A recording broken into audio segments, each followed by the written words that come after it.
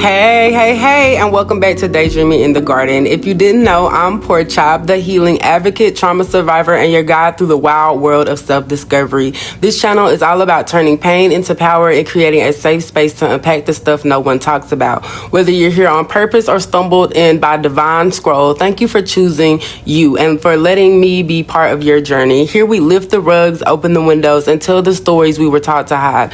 So let's heal together, one video, one revelation, and one daydream at a time. And on today's episode, we will be discussing self-worth and how early childhood trauma can impact your self-worth growing up, as we also go into a day in the life of me and a couple of the things that I did over the week. Now, as you can see in the intro, we are here at Hubert Farms, which is not too far outside of the Huntsville, Alabama city limits. And they had the tulip fields out this week, and it was the last day. So I was super excited to get out here and get a little content for you guys, and also to pick some tulips myself because they have become one of my favorite flowers. Now, today's discussion is going to be on self-worth and how early childhood trauma can impact your self-worth. But do you see that beautiful pattern on that tulip? I didn't even know they had these type of patterns. Loved it. Now, somehow my camera battery ended up shutting down, and y'all all know that I have been having problems with technology for the rest of my entire life, and this was no different. So I had to whip out the camera and forgot to get the angle that I needed for this to be a full screen. So apologies on that, but the field was beautiful for what they had left, especially for it being the last day. And I did get me a cute little bundle bouquet that they do let you take home. They wrap it up for you and everything. So that was amazing. Didn't get pictures of that, so sorry about that. But anyways, so self-worth. When we're talking about self-worth, how it connects to childhood trauma and how it influences the choices we make, the paths we take, and the people we give our power to, we have to remember that all these things are directly correlated to our self-worth. And while we're at it, we're also going to talk about something that I think needs to be said a lot louder: how toxic motivation, gym influencers, and certain mental wellness creators, and that loud empty red pill content can do more harm than good when you're in the thick of healing. So if you've ever asked yourself, why do I keep choosing the wrong people? Why don't I trust myself? Why do I feel like I'm always behind, broken, or never enough? This video is for you. So as always, let's start at the root. Childhood trauma doesn't always look like bruises and broken bones. Sometimes it's being the fixer, the forgotten one. Sometimes it's walking on eggshells around unstable adults. Sometimes it's silence when you needed love, or chaos when you needed peace. Do y'all see those beautiful flowers? I didn't even know tulips came in this pretty shade of purple, so that was amazing to me. But let me get back to it. The science part, and trust me, it's not just facts, it's personal. When a child experiences trauma, especially over long periods, it actually alters the developing brain. Now, my battery ended up going dead on my phone too, so I just ended up getting ready to leave and ended up going to Best Buy to see if I could get my phone fixed. And then my next adventure was a hiking trail that I went to on one of my last episodes. I can't remember the name of it, but it was a pretty nice trail, and I ended up taking one of my closest friends along with me. And so this is an amazing, loved the scenery out here. If I can find the name of it, I'll pop it up on here as well, because this was just an amazing view. But back to what I was saying, your amygdala, the part of your brain that processes fear, becomes overactive. Your hippocampus, which helps with memory and learning, actually shrinks. And your prefrontal cortex, the part responsible for decision making, impulse control, and understanding long-term consequences, can become underdeveloped. So what does that mean? It means you grow up with a nervous system that's always on high alert. Now, as you can see on here, we went off into this beautiful little trail that took us down to this little pond stream-like thing, and I absolutely loved it. And it was amazing. Just love this little trail, becoming one of my favorites. This is my second time coming, and I was actually ready to hike this time. The water was so pure and so clean, and I was just so amazed at how clean and pure the water was to be coming out of, where we were. But anyways, Well, you have a lot of trouble trusting yourself because your internal compass got distorted. You may freeze up when it's time to make decisions or constantly second guess yourself, seeking validation from people who don't have your best interests at heart. And when your self-worth has been shattered early, you'll keep trying to prove your worth in relationships and jobs and your appearance and how much you can carry instead of just being you, being yourself. Now, let's talk about the current culture we're living in. We're being fed 30-second videos telling us we're lazy, unmotivated, or not doing enough. Just wake up at 5 a.m. Just go to the gym and lift heavier. Just cut off your emotions because they're weak. Just stop being a victim. Just be high value. Just, instead of just being. Now, we ended up going down the trail, and I wanted to go off trail for just a bit to get some cute pictures of this beautiful little stream here. Look at that. That's amazing, right? Just beautiful. No editing or nothing. So, loved that. We jumped off of that to go back, and then we're going to go back on the trail. So, let's get back to what I was saying. But here's the thing. If your brain is wired in survival mode, if your inner child is stuck in fear, and you're constantly operating from trauma, that just do it energy isn't helpful. It's harmful.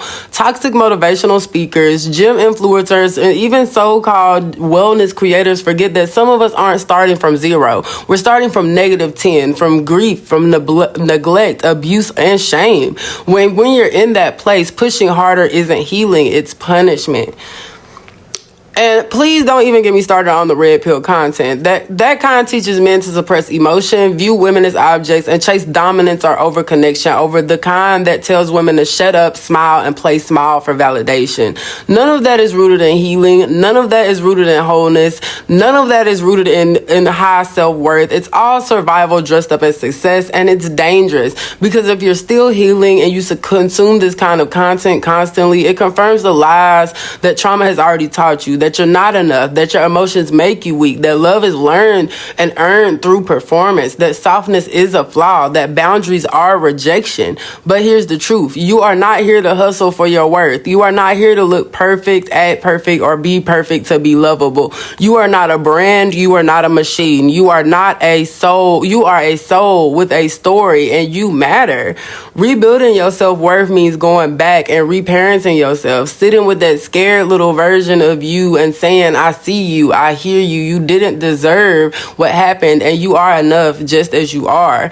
Now, as we get into this hiking trail, I realized that this little cave here had like a little AC type of effect to it because of the cold water coming out of it. So it was blowing out cold air, and I just thought that was super cool.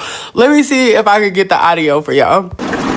And it's so cool right here. See, it's like a little you like you said. That was crazy. If I'm not crazy, listen. You feel that air? It's like a little AC unit. That is so neat. This is so cool right here. It's so refreshing. That's neat. See my dumb ass. Oh, I can see the water. Yeah, you can literally hear it. I wonder where it's going. Well, I'm sure. So yeah, I thought that was super cool. I was like, OMG, that is awesome. Like being in nature and healing within nature has taught me so much just about Mother Earth in itself and how just self-sufficient Mother Nature is and how Earth is just so self-sufficient. Like look at that pretty water.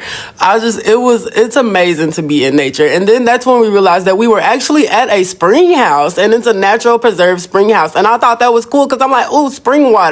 So I do plan to take y'all on a trip with me to go harvest some spring water soon. Not from here probably because this is a preserve. I'm not sure if it's legal, but we're going to find one.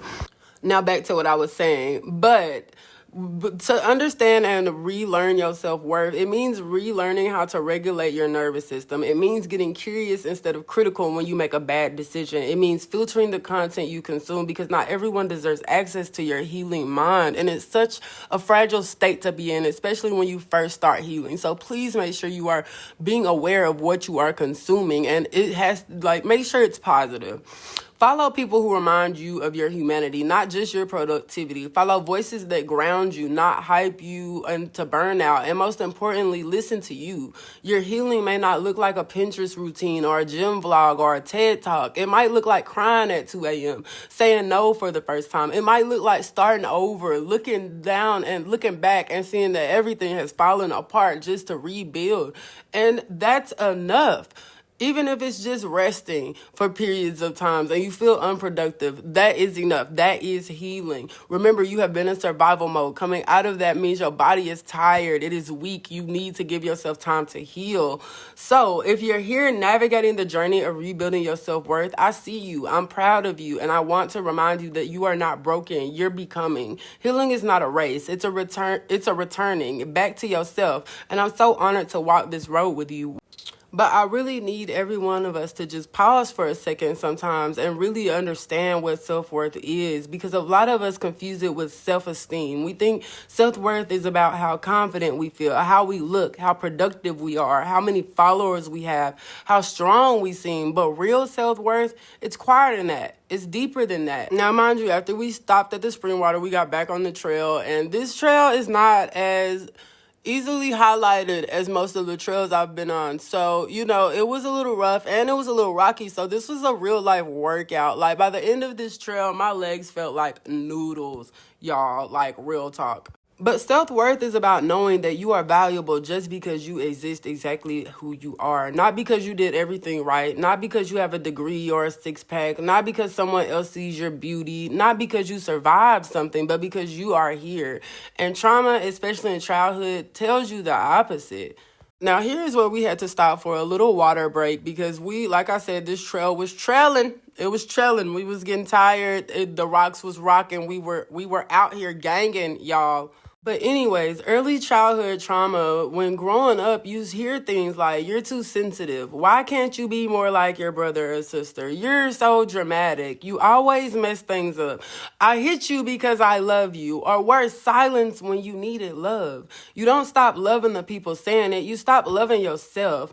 Day by day, ridicule by ridicule. You start thinking, if I was different, maybe they loved me. Maybe they'd stay. Maybe I'd matter. So you bend, you shrink, you become a version of yourself that feels safer, more palatable, more convenient to others in order to be loved. And that is not true self-worth. So you wake up one day with a life that might look okay from the outside, but inside you're exhausted, you're disconnected, and deeply unsure of who you are without performing for love. Now, I will stop and say this. As someone who spent so much time, I pretty much basically grew up in the stripping industry. I was raised by strippers, basically. So I was taught that you had to be this bad bitch, that you had to be the big booty, big booby. You had to be this in order to be worthy. And I came to the conclusion a couple of weeks ago that I no longer wanted to have to be that girl. I wanted to be me, who I was, the girl that grew up on an 18-acre farm and raised horses and cows and chickens. I realized that my roots came from the country, and that when I started to delve back into my true roots and became the gardener, and when I became the person that I grew up knowing and loved and started healing that child in me and doing childlike activities, I started realizing that I was really putting on a mask, a facade for people in order to be loved and liked by the people that I was surrounded by, because I spent so much time in survival mode trying to adapt to these things in order to survive that I never knew who I really was. And to be 29 years old and for the first time in my life, finally, genuinely getting to know me without a significant other, even without my daughter at times, I take time to myself to understand me without being a mother, just me as a single person. And I feel as though this is something that everybody should do if they can. And I know that at times it can be hard, but please try to make time for yourself, even if it's when everybody's asleep at night. Try. But this is exactly why I started this channel, in an effort to help not only people my age, but people younger than me, older than me, understand themselves and be able to go on this journey and not feel so alone and scared, because it can be an alone and a scary journey. And I appreciate you guys for being here and letting me be here with you. And if you are liking my content, please make sure you are liking, subscribing, and even sharing to your friends and family that may need to see this content as well. Because rebuilding self-worth can be hard and it can be scary, because it's not about adding something to you. It's about returning to what's always been there. That little spark, that original you, before the pain, before the programming, before you were told you had to earn love. Self-worth is your birthright, and it doesn't rise or fall based on someone else's inability to see it. Reconnecting with your self-worth might look like finally leaving that friendship that always made you feel small. Saying I'm not available for that instead of over-explaining your boundaries. Resting without guilt. Walking into a room and not immediately shrinking or feeling less of value. Making a decision that feels right to you, even if others don't get it. It's not loud. It's not flashy. It's not always clapped for, but it is powerful, because every time you choose yourself gently, quietly, quietly with love, you rewrite the story your trauma tried to write for you. And that's why you have to be so careful about what you feed your mind. And I will continue to piggyback on this. You wouldn't pour bleach in your garden and expect flowers to grow, right? Y'all remember that movie Idiocracy, when they were putting like Gatorade on the flowers and they were like, plants like it because it has electrolytes, and nothing was growing and they couldn't figure out why. You know, like let's stop being so oblivious to things that are harming us. You have to feed your healing minds a steady diet of people who are genuinely nurturing you. Stop feeding your minds with people who shout at you and tell you to stop being weak, who glorify hustle but shame softness and use trauma as aesthetic instead of a wound to be honored. Healing isn't cute. Healing isn't trendy, and healing isn't content. And I know that I say things like using your trauma as an aesthetic instead of something to be honored, and that healing isn't content. But let me also remind you guys that I do not just heal when I'm posting or recording these videos. Healing is crying at 2 a.m., which I do. Healing is journaling and purging all those suppressed traumatic memories and events that have happened to you, which I do. Healing isn't just about all these journals that you can buy and all these cute little stones that you can go gather and all these cute road trips that you can go look into. Healing is glamorized on the internet, but in real life, it is dirty. I come to you as someone who genuinely understands that healing isn't content, and I try my best not to make my healing as a monetized gain of financial purpose, but I come to you as someone who knows that healing can be scary. I come to you as someone who knows that healing can be lonely, and to know that as someone who has had a YouTuber, and to this day, she probably doesn't even know my name, doesn't know who I am. She has done maybe one shout out of me. And to be honest, I have a parasocial relationship with her to an extent, but she saved my life only because she gave me the content that I am giving you guys. But she has more video essays pertaining to trending topics, which I felt like I didn't need to do because I am genuinely here to help you heal. And I just genuinely want my content to be based on healing. She is helping people heal in ways I know she doesn't even understand because she has genuinely saved my life. And I genuinely have her on my bucket list to thank her. So I say all that to say that although I am a healing content, mental wellness creator, I do not see healing as an aesthetic. I do take my healing seriously. And I want everyone to know that I live by what I preach on my channel. But I say all that to say that healing is sacred, and anyone speaking to your pain from a place of ego or ignorance doesn't deserve your attention. I want to remind every last one of you that you are not too broken. You are not behind. You are not hard to love. You are someone who is becoming whole again, piece by piece, and that's nothing short of a miracle. So be kind to yourself when the healing feels slow. Be patient when you backslide. Be proud of yourself for every little boundary, every brave no, every soft yes, to rest, to love, to you, because that's what real self-worth looks like. It's not about becoming someone new. It's about remembering who you were before the world made you forget. Because I genuinely want to remind you that self-worth is not just a buzzword. It's not just believing in yourself. It's the foundation of everything. Your choices, your relationships, your voice, your boundaries, your joy. And most of us were never taught how to feel valuable without someone else validating us first. And if you're like me, if you grew up in survival mode, then your value probably got attached to what you could do for others. You learned to be the caretaker, the funny one, the achiever, the one who stayed quiet to keep the peace, the one who stayed even when it hurt. Somewhere along the line, you started to believe your value was conditional, that love had to be earned, that being chosen was something you had to fight for. But here's the thing, your value is not transactional.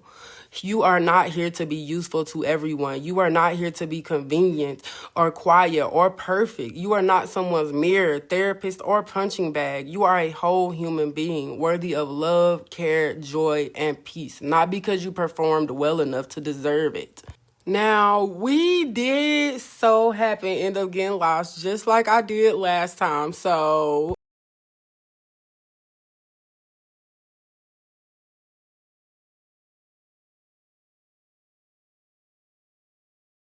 Now, I'm sure you're wondering, like, poor Chop, how do I start reconnecting with my worth? Because let's be honest, when you've been gaslit, abandoned, minimized, or used, it's hard to even see yourself clearly anymore. But here's the truth. Healing your self-worth starts with learning how to witness yourself without judgment. Not fixing, not shaming, just seeing. Seeing the little you who tried so hard to be good. Seeing the teen who rebelled out of pain, seeing the adult you who sometimes still chooses chaos because it seems familiar, seeing all of that and choosing to love yourself anyway. To remember you are not your past, you are not your trauma, you are not the things people did to you when you were too small to stop them. You are the one who survived. You are the one choosing to show up. You are the one rebuilding yourself brick by brick, even when it hurts. And that in itself is valuable. The more you slow down and see yourself, really see yourself, you start to remember what was always there. Your softness, your strength, your heart, your voice, your capacity to love and be loved. It was never gone, just buried. And now we're digging it back up together, one day, one video at a time. So the next time you catch yourself wondering, are you enough? Ask yourself, who told me I wasn't? And do they even deserve to speak into my story or my existence? Because real healing isn't about proving your worth. It's about unlearning the lie that it was never in question. You are valuable, you are sacred, and you are needed. And nothing, not what happened, not what you've done, not how long it's taken, can take that away from you. Now, we did end up finding our way back.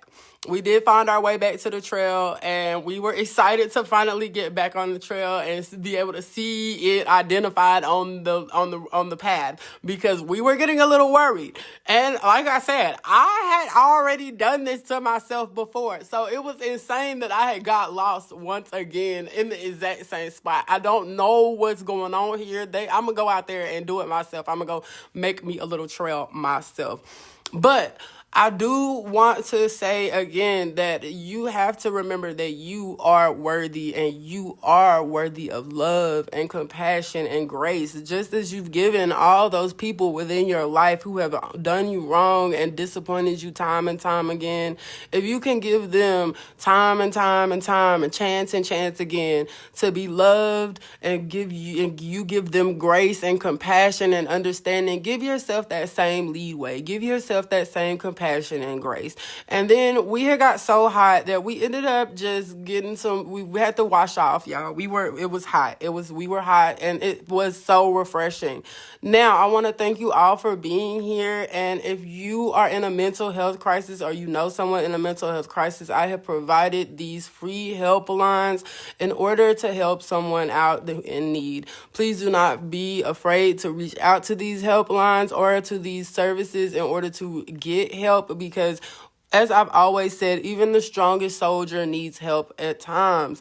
Please be safe out here, stay healing, and stay loved. And I'll see you on the next video. Bye.